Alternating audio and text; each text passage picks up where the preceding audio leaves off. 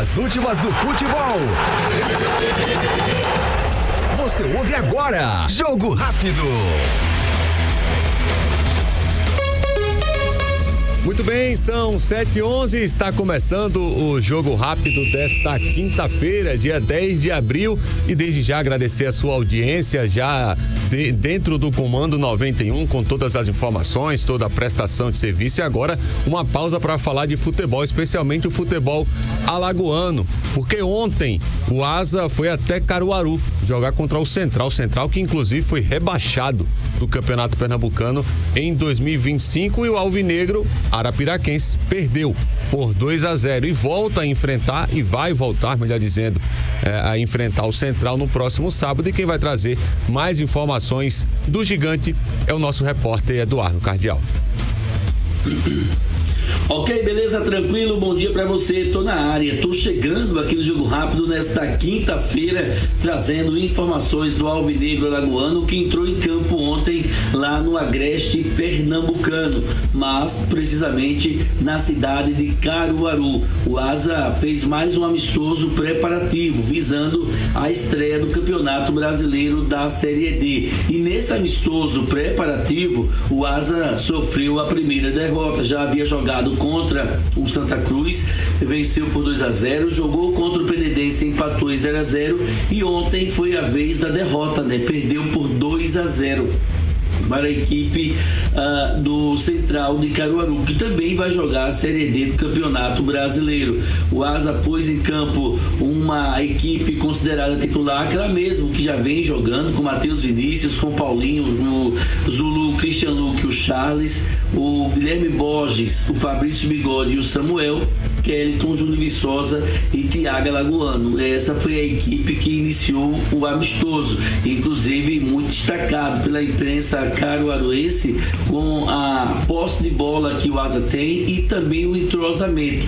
O Asa teve domínio total da ação no primeiro tempo, muita posse de bola, oportunidade de fazer o gol, mas pecou de novo nas finalizações, né? O entrosamento foi bem, a posse de bola foi tranquilo, domínio da ação dentro de campo excelente. Agora a conclusão disso que foi abaixo, e aí o Central do técnico Leandro Senna, que já havia sido técnico do Asa, fez uma atuação também com qualidade e terminou vencendo o jogo por 2-0.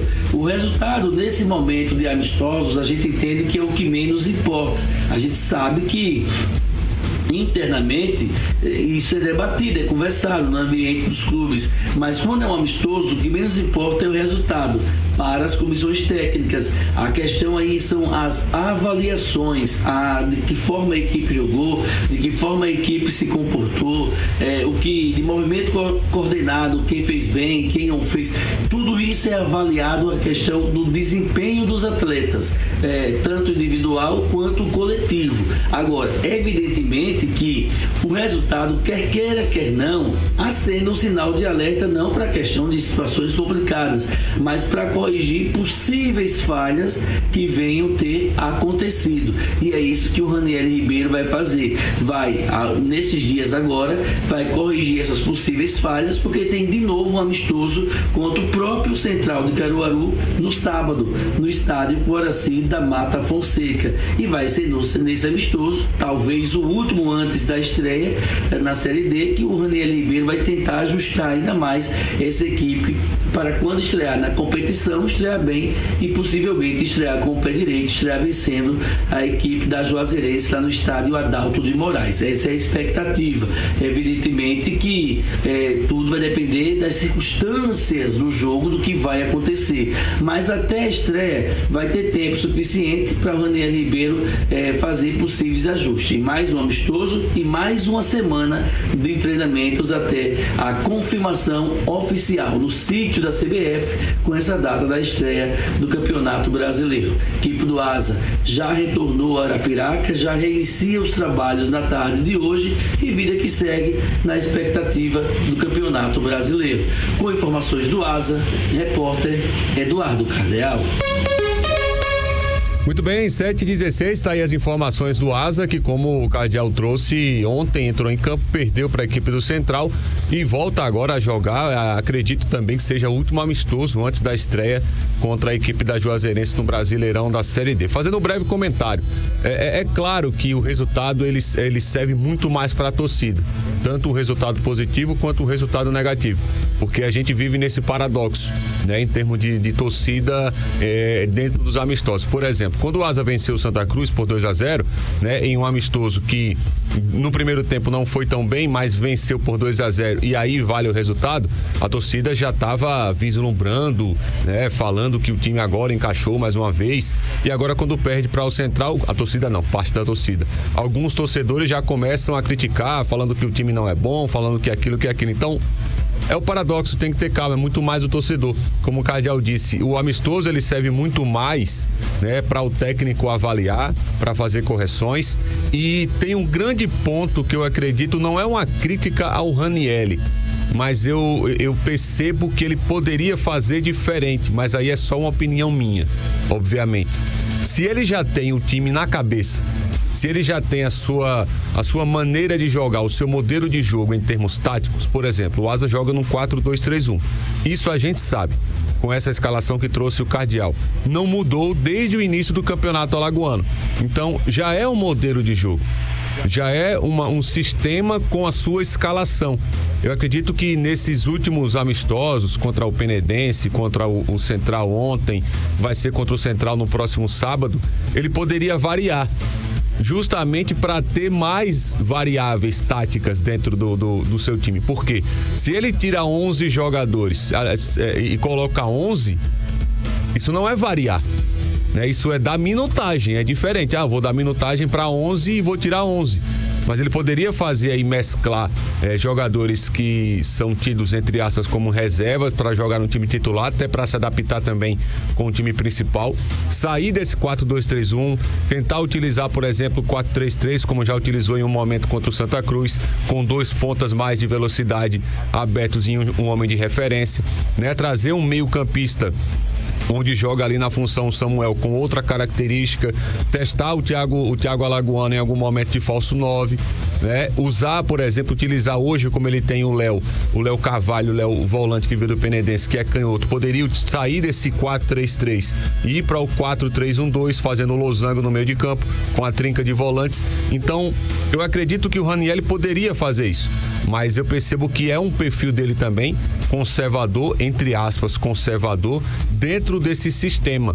Mas eu vejo que amistosos, né, testes, jogos, treinos, é justamente para isso, para testar, para mudar, né? Porque não adianta ficar só nesse 4-2-3-1, no 4-2-3-1 e vai se tornar algo previsível.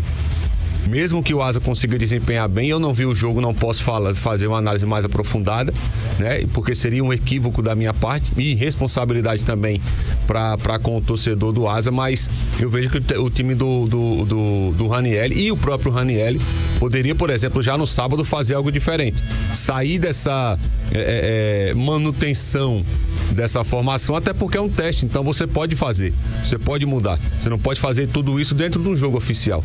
Então, para mim o 2-0 pouco importa, muito mais o desempenho da equipe dentro de campo. Eu não vi o jogo, né? Não deu para ver, pelo menos ainda. A gente vai tentar buscar para trazer uma análise mais aprofundada no Futebol Show, mas eu não vi jogo, então não tem como comentar, falar que foi bem, falar que foi mal. Inclusive os 2 gols foi de bola parada, por exemplo. Então é algo que não dá para falar ainda, né, de acordo com essa partida. E agora trazendo informações lá de Maceió. Deixa eu trazer informações do CRB e do CSA, inclusive já dentro também dessa situação, trazendo a Copa do Brasil, porque os dois ontem ficaram sabendo dos seus adversários na competição. Mas antes disso, deixa eu falar aqui, o CRB ontem anunciou de forma oficial 3 jogadores que chegam obviamente, chegam como reforços. O Douglas Baggio, atacante que estava no Botafogo de Ribeirão Preto, o Breno Herculano, atacante do Goiás, que vem inclusive na negociação com o Anselmo Ramon e o Gabriel Gazão, que é volante que estava no São Bento lá de São Paulo. Inclusive o Gabriel já estava treinando desde o início da semana e foi apresentado de forma oficial agora. Já no CSA, o CSA acertou com o Gabriel Vieira, de 22 anos. Inclusive o Alan Jones trouxe a informação ontem no Futebol Show. É uma promessa lá do futebol piauiense, ele vem do Fluminense do Piauí. Inclusive eu conversei com alguns amigos que jogaram lá no futebol piauiense. É um bom jogador, segundo as informações que a gente tem. E aí aconteceu uma dúvida, né? Se esse jogador chega para a vaga do Brian. Por quê? Porque o Brian recebeu uma proposta do Goiás. Só que o Goiás veio aqui com preço de banana para levar o Brian. A multa do Brian, segundo informações, é de R$1 milhão. E o Goiás veio com 300 mil para pagar a multa. E o CSA disse, não, só sai daqui com a multa. Se pagar a multa, o Brian pode ir embora. E aí o Jorge Moraes trouxe ontem uma informação muito boa, né? Muito pertinente. O Brian, ele recebe R$35 mil. E o CSA ofereceu um aumento de basicamente 25 mil para valorizar o atleta para que ele fique. Então, não está nada acertado ainda se o Brian fica, se o Brian não fica. A informação é que o Goiás pode fazer outra investida e aí sim, se pagar a multa, certamente o Brian vai sair do CSA. Eu torço que não, porque para mim é o melhor jogador do time, o principal jogador do time do CSA.